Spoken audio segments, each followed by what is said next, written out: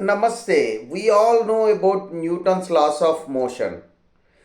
In my earlier videos also we have learned so many things from Newton and Newton's apples tree. Today we learn different concepts from Newton's laws of motion. There are three laws of motion suggested by Newton. One, every body continues to be in its state of rest or of its uniform motion unless it is acted by an external force. Now we apply two levels of understanding to draw different perspectives. One is at the emotional quotient level and the next level is spiritual quotient level. So we will be drawing two perspectives from each law. The first law of Newton's first law of motion is every body continues to be in its state of rest or of uniform motion unless it is acted by an external force, right? So here I now apply the emotion quotient. Then it becomes Newton's laws of emotion, right? So every emotion continues to be in its same state unless it is acted by an external force. Suppose if you are very peaceful, external circumstances change the emotion, right? They disturb the emotion. So you will be changing the state of peace to something else. So the external circumstances and even our mind, which is external to the emotion, also can change.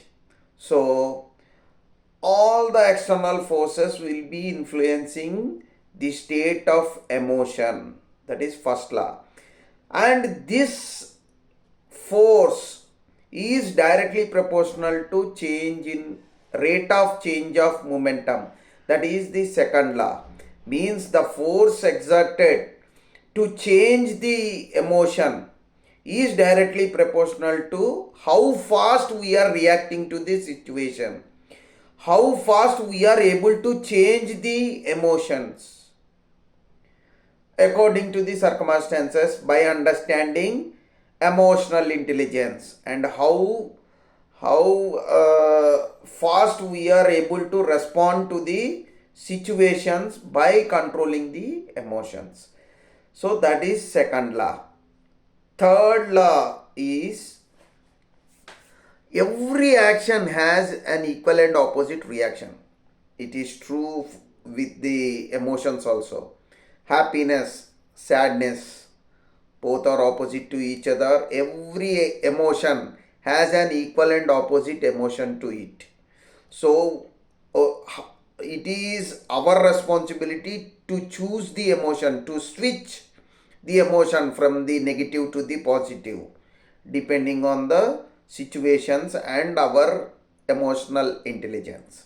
So that is the emotional aspect which I wanted to convey. And now the Newton's laws of motion you have known, and Newton's laws of emotion also you have understood. So I have brought Newton's laws of emotion from Newton's laws of motion. So this is one perspective. Now the next level perspective is by adding spiritual quotient to it. Now we'll see. First law says every body continues to be in its state of rest and its uniform motion unless an external force is acted on it. So you see, every body has a soul which is driving it. If the soul is removed, the body continues to be in its state of rest, right? So it needs external force to move it. To move our bodies, we need external force, that is the soul.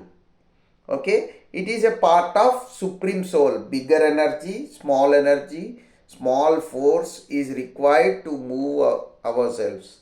Even if you apply motivation as a source of external influence or internal motivation, that is also an external factor to the body, right?